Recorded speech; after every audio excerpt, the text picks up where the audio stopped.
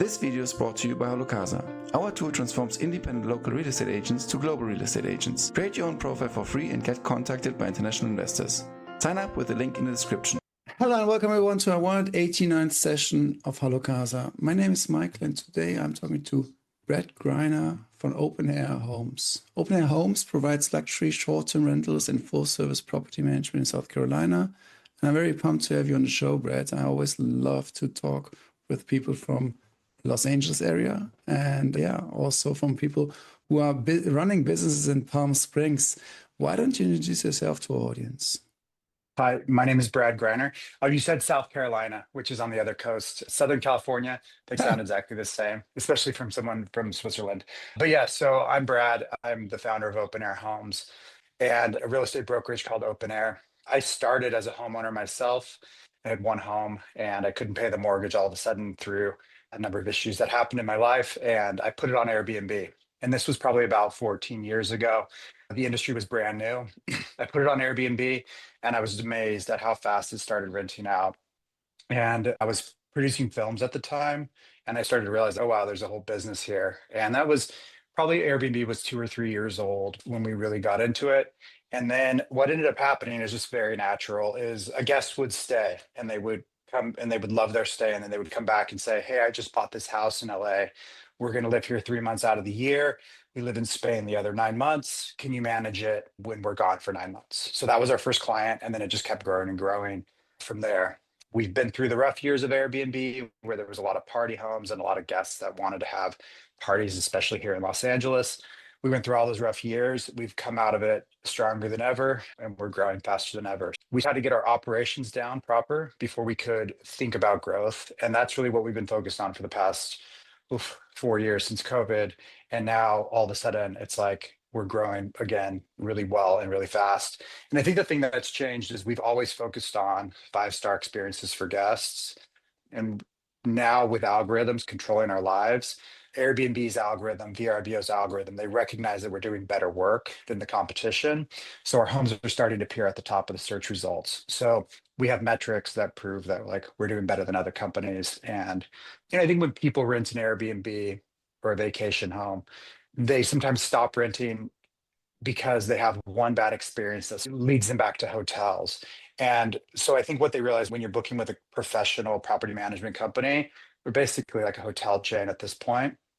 We're running these homes as if they were a hotel. So you can reasonably expect that your experience is going to be much better if you're booking with a property management company like ours, where, over the course of 14 years, we have a 4.9 star rating on Airbnb. That's saying that 49 out of every 50 guests have a great stay with us, which is in homes, a lot of things can go wrong, but we try our best. And when things do go wrong, we make sure that the guest is treated well and we find solutions for them.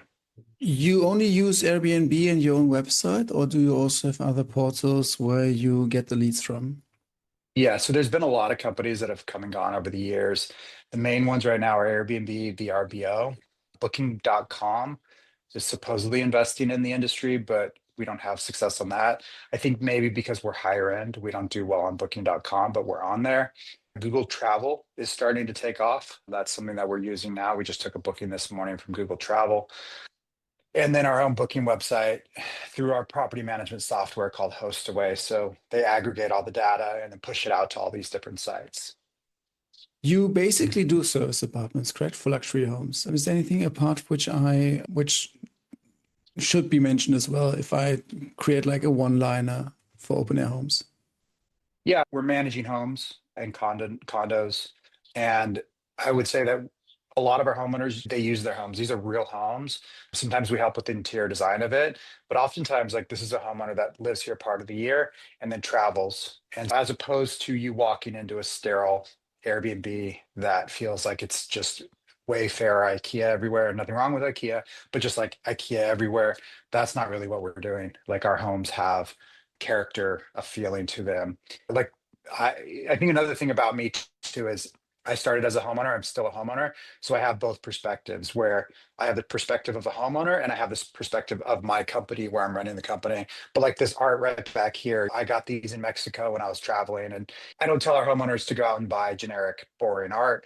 Pick it up from your world travels. Like these homes should be unique and have a character to them as opposed to just be just sterile properties.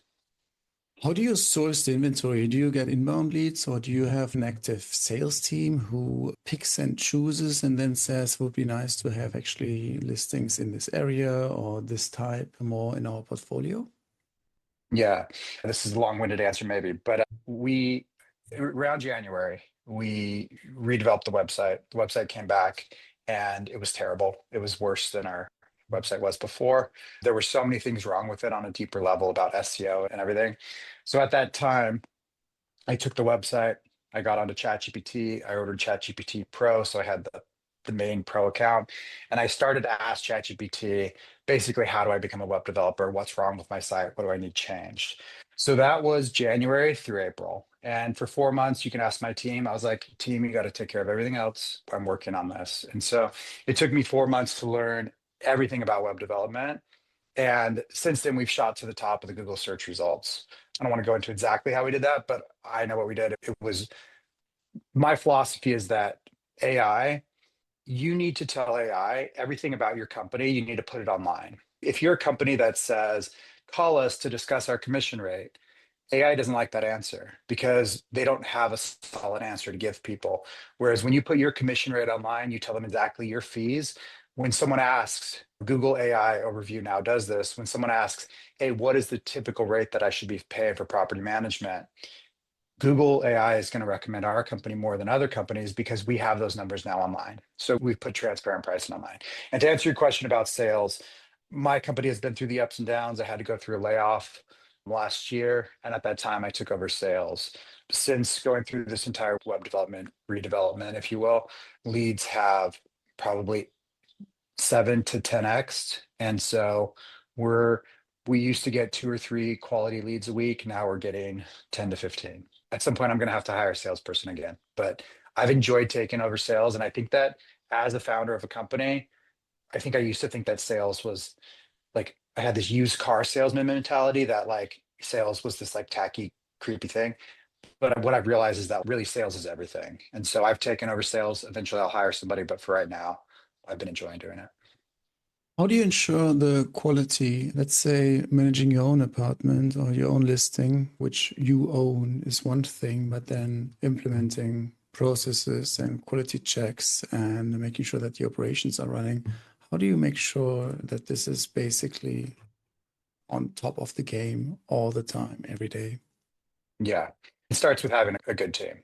I have a really great team that's around me. So that's probably the first thing that I think is the most important. And then from there, we do have standards and procedures in place. Like I was saying, we work often with interior designers. So, when we work with a great interior designer, we've been working with one lately that's just been doing great work. From the moment that we list the home, people love it. People are having a great stay. Everything's going well. Oftentimes, homeowners come to us, they have a $3.5 million house and we say, okay, to decorate, it's going to be $20,000 to have it look great. And they're like, oh, that's way too much money. And I think to myself, I can make you so much money. I can have really high occupancy. I can do really well for you if you listen to me. But if you take the cheap route and order everything on Wayfair or Amazon, very cheap products, your home is going to look cheap and we're going to fail together. And so it's always a struggle for me because it's trying. I see both, like I said, I see both sides of it. I see my profit and loss for these homes that I own. And then I also see my business of, hey, we need to invest to succeed together. So it's a Do balance you and we don't always get it right. Do you then also collaborate or offer support in the implementation of the renovation or staging whatsoever? Or do you say, hey, listen, like in order to qualify for open air homes, please check these elements and then come back to us. And if you're not willing to invest those 20K, it's fine, but we actually need to make sure that our portfolio is quite coherent along the listings. What's your approach there? Yeah.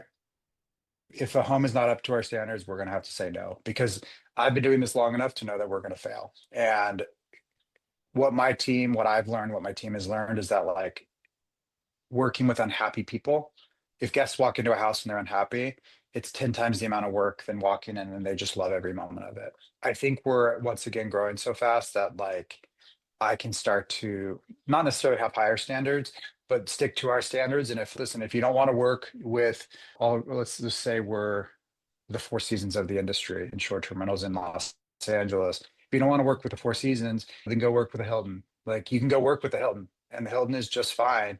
But like you either do it our way, or because we know our clientele, we know what's working. I need to start holding our standards a little bit higher. Not raising our standards because we already have very high standards, but making sure that our entire portfolio meets that and learn those lessons. Like we've learned those lessons over the years, so we can't really go backwards. Makes sense. One technical question regarding this booking software. Do you use a certain tool in order to manage everything in one spot, or do you have to go into all those elements which you mentioned before, booking, Airbnb, Google Travel and stuff? I assume like you have one back end which updates everything, and when there's a new booking, then it's also like it's being synced. How does that work? Yeah, so we use a system called HostAway. We switched from another system before that. We really like HostAway. It's been great for us. And so let's just say we do a renovation, we add a third bedroom to a house, we can update the listing in one spot that it's now a 3 bedroom. We can update new photos. It's going to push to every single listing. Being operationally sound and organized is extremely important in our industry because so many things can go wrong. So everything lives on a back end in the cloud, so that every single person on our team can access all bits of information at the same time. Another example of this is like when you go to a boutique hotel and you get a text message, no one's sitting on their phone and texting you. They use a system that texts you, and then that lives on our back end so that every single person on my team can see what the conversation has been in the past. That's really important because no one should be expected to work 7 a.m. to 10 p.m. at night. And so sharing information becomes critically important. Tell me a little bit about the area. You are operating in Southern California, and I always thought Southern California is mainly San Diego, but this comprises LA, Palm Springs, and also San Diego. Palm Springs, what's so special about this place? I think everyone has a different answer. Some people just love the desert. There's a beauty in the simplicity of the desert. The other really great thing about Palm Springs specifically, so there's two things. There's Palm Springs and then there's the greater Palm Springs. I'll talk about Palm Springs first. Palm Springs butts up against a giant mountain. It's just stunningly beautiful. There's like a power in being close to this giant mountain that's right here that you can just feel when you're there. There's a sense of just, this in Switzerland, like you have giant mountains everywhere. There's like a power and a sense of just like something that's amazing when you're next to it. So there's that. There's the fact that it's the desert. And then there's so many things within the desert that are also beautiful, all the way to Coachella, where they have the music festival, all the way to Joshua Tree, where it's just even more barren and a lot less people there, where it used to be like a really hippie area. And now it's a mixture of a little bit of everything, where you have high-end homes and a little bit of everything there, a lot of hiking. So Joshua Tree is called the high desert. So it's a little bit more elevated. Palm Springs is more the low desert. It goes all the way to even the Salton Sea. So there's a lot to do in the area. We get a lot of Canadians that come, or at least we used to get a lot of Canadians that come. We'll see if that continues into the future. And yeah, it's a really great place. The other thing about it too is back in like the 50s during the film era, at the time during the film era, actors were under contract. And so that meant that if you had a contract and you're a main actor, you might get a call from the studio that said, hey, tomorrow you're starting to shoot this movie, and you didn't really have a say.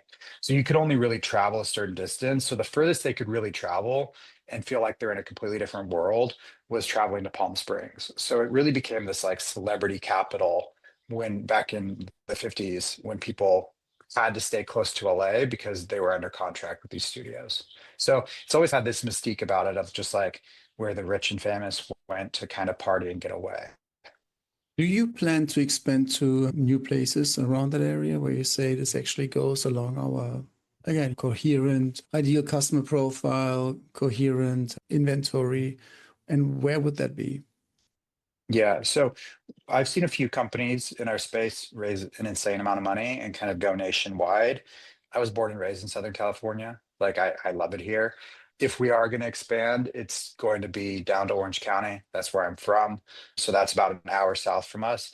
And then eventually maybe even up to Santa Barbara, which is an hour north from us. And then probably San Diego after that. Southern California and just California in general is just so vast and so unique. It's like the fifth largest economy in the world if it was its own country. There's so much going on here that I don't feel this need to be a national brand. Really being experts in our local economy and doing really great work here, as opposed to feeling this need of growth at all costs, taking on a huge amount of investors and continuing to grow for some future date. I'm happy with what we're doing right now. Yeah, and it's been done many times, and in the end, it's too corporate, and then you also lose a little bit like the character, and then you have to comply to certain shareholders in board meetings who want to tell you what to do. So it's beautiful to stay independent and make sure that you are remaining with your own signature. Yeah. And I did, just to answer that question or what you said, I raised a tiny bit of money. But again, I'm not like beholden to investors that are coming in and breathing down my neck, which is very nice. They're really great people that are very helpful. So that's been great. And then that's also why I started the real estate brokerage. Again, not because we need to be a nationwide huge brokerage, but it does allow us to expand into kind of like relevant businesses that are similar to what we're doing, but without feeling this need that I have to be a nationwide company. In Orange County, I see places, and I know you are also advertising beachfront properties and stuff. Are those places super interesting? Like, I've never been, as I said, but I'm just like curious. I see the map here: Newport Beach, Laguna Beach, Dana Point, San Clementine State Beach. Is that such like a little bit the area which you're pinpointing and say it would be nice to get more listings there, or are you more Yeah. located or pointing towards a different area? I'm curious here. That's probably going to be, I know a lot about each one of those cities you mentioned is slightly unique and has its own unique characteristics. I know them well. I used to live in Laguna Beach. I think it's one of the prettiest communities, beach communities in the world. Laguna Beach is incredible. I think the thing that's happened with short-term rentals over the past 10, 15 years, a lot of cities have come in and they've said, hey, we don't want rentals in our property. We don't want rentals in our community. And for good reason. There was parties everywhere. So every city has its own set of rules and restrictions that you have to follow. I think what we've learned in California is that any stay over 30 days is considered a long-term tenant. It's the same as if you took a year tenant in one of your homes that you own. So we're doing a lot of monthly rentals as well. And really, I think that we'll always be known as a short-term rental company, but monthly rentals are such a better. I'm getting a call. I thought that I turned that off. Sorry about that. It's just that we're doing a lot of monthly rentals at this point in time, and that's really a great business to be a part of. I was about to exactly ask you about restrictions. You said right now mentioned the restriction for short-term rentals, which is probably like the higher restriction. Or is there any flat amount of days, which I know from, for example, from Amsterdam in the Netherlands, or even like right now Berlin imposes this one. Is there something like that statewide?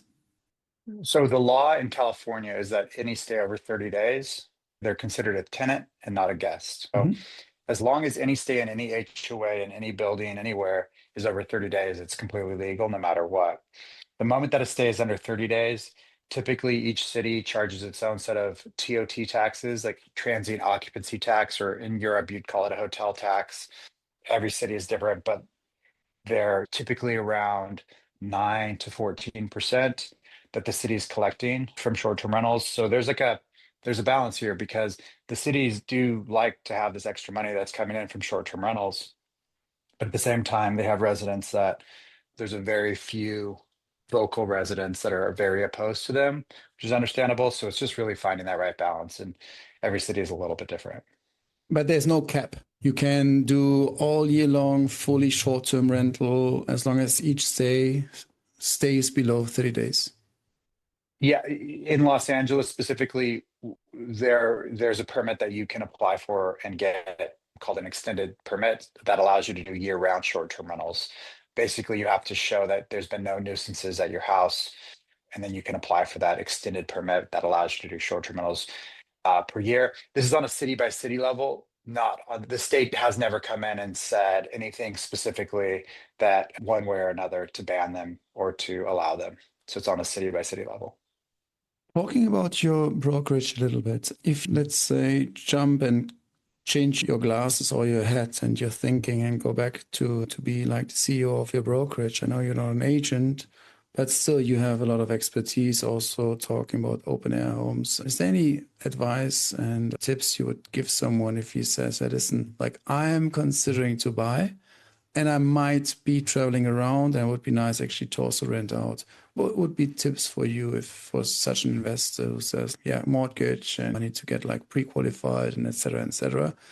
Would you say, okay, listen, even if it's maybe has a little bit of a higher valuation, but I know exactly this market is going to rise and legislation or restriction are not going to be that high. I advise you to go for that because you're going to make a lot of money regarding short-term rentals. Yeah, so this is partially what we do and partially why I own a brokerage. This is happening right now with someone reached out to us saying, hey, you have a lot of great homes. I'm considering buying in this area. And so when you get in touch with us early in the buying process, we can help you by looking at data and choosing based off of what you're looking for in the price range, some options that you have that would work. So I think like on a broader level, some things that I've seen over the years, one bedroom homes do extremely well. Like these three little bungalows that I own right here, they're one bedroom and we don't do short-term rentals on them. We only do monthly rentals on them. Year round, they're occupied. And some other things I would say based off of my market, Los Angeles is a year-round market. Southern California, other than Palm Springs, it's year round. And so you have people that want to be here year round. We're blessed with incredible weather all the time. Buying a home in the Southern California area, one or two bedrooms, whether or not you can get a short-term rental permit, what I've seen is that they can hit high occupancy rates year round. Palm Springs is a little bit different because like right now it's 115 degrees today, maybe. What is that? 42, 45 Celsius? Something like that, yeah. Something crazy. And so that's a seasonal market. Some people like to come out that time of year, but you just have a lot of supply on the market right now. And even in those markets, I would say one bedrooms do extremely well. Sometimes people don't want to own one bedrooms. One bedroom with outdoor space in Southern California, whether it's a short-term rental or a long-term rental, will do well forever. Brett, I appreciate your information and all the information you have shared with us. So I learned a lot. You gave us a very nice overview about Palm Springs. You also taught me to say Southern California, not Southern Carolina. You gave us a very nice overview of your service department and your differentiation in the market, making sure that you are compliant and ensuring best services, really nicely furnished houses, listings in very interesting areas. I really like that. I love the fact that you also redid your entire website on yourself, by yourself, and learned so much on the go in order to make sure that you're getting like a lot of listing leads. Also, the fact that you say like you have an incredible team, I think speaks for you, saying you are able to bring and attract people who want to work with you and you can trust them, and it's a beautiful approach of creating synergies. You also gave us a very interesting element regarding what to take into consideration when buying, and also I love the fact that you gave us good insights regarding the smaller towns on the coastal area. And yeah, I love your approach regarding staying local and not trying to create the next wannabe unicorn and then losing yourself and losing your character, basically, of your company. Is there anything else you'd like to share with our audience, which we haven't touched upon? Yeah, I think two things. I'm focused on monthly rentals. I think it's better for the environment. It's better for our world. Like, I love this space. I really think that we started with short-term rentals. They blew up. We were very successful. My sense is that I hope we move into a world where we're traveling for longer periods of time. We're immersing ourselves in culture, in the culture in which we're going to. That's how I see. I really hope that's the future of where we're going with this industry. And then the second thing is we've been really focused on wellness in our homes. What I'll always say is the way that you market your home, the way you design your home is how you market your home. So we've been investing in wellness, and it touches on sustainability as well, but just everything related to the wellness of the full human being that's staying in our home. That's the direction we're going. That's what I think luxury is, having amenities that are allow you to live a better, more fulfilling life. So that's the direction that I'm taking my company. Yeah. How can people reach out to you? Through the Open Air Homes website, you can reach out to me, brad@openairhomes.com. You can send me an email. I reply to emails. Yeah, I'm happy to speak to anybody, whether you have a client or just want to learn more about the market. We're happy to help answer any questions that you have. Perfect. Brad, thank you so much for your time. Have a good day. And yeah, sending the best regards to Palm Springs. Awesome. Thank you, Michael. Bye-bye. Bye. This video is brought to you by HalloCasa. Our tool transforms independent local real estate agents to global real estate agents. Create your own profile for free and get contacted by international investors. Sign up with the link in the description.